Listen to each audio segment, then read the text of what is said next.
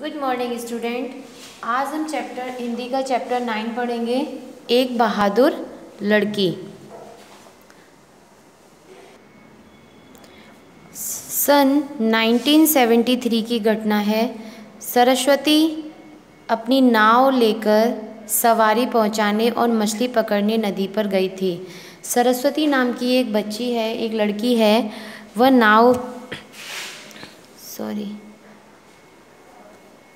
वह अपनी नाव लेकर सवारी पहुंचाने मतलब वह नाव चलाती है और उससे सवारी पहुंचाती है, नदी के इस पार से उस पार की तरफ सवारियों को ले जाती है।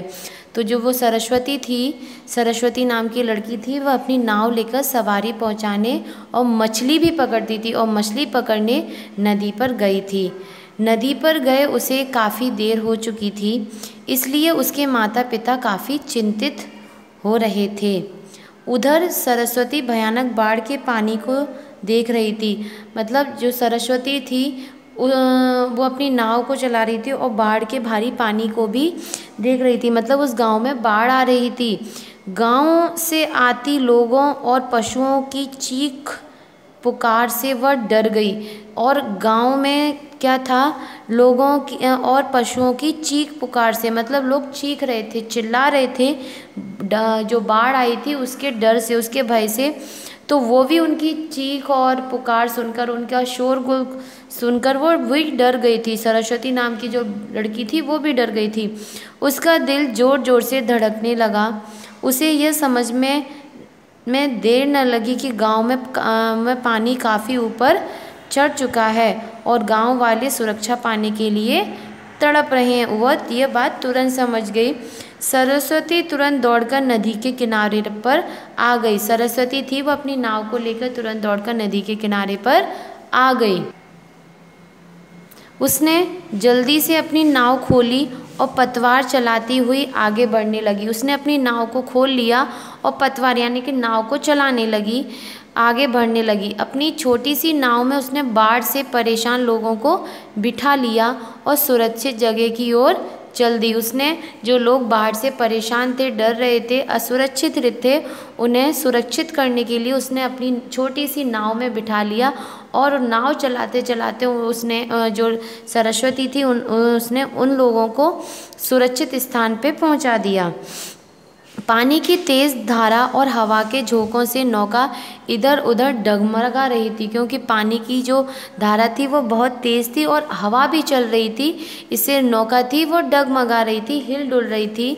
मगर अकेली सरस्वती बड़े धीरज मतलब धैर्य से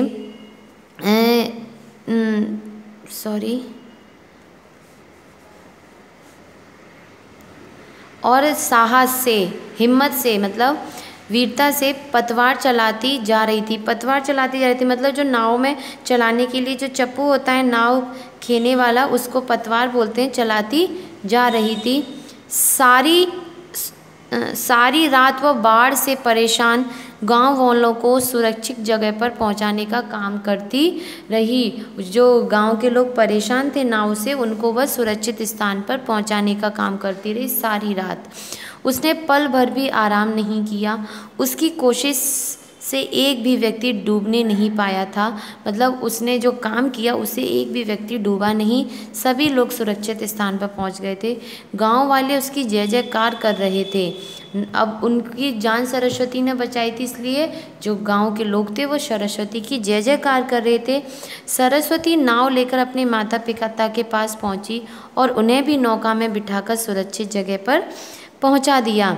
जब सरस्वती के माता पिता को यह पता चला कि उनकी बेटी ने पूरे गांव वालों की जान बचाई है, तो उन्होंने उसे गले से लगा लिया। वे अपना दुख भूल गए।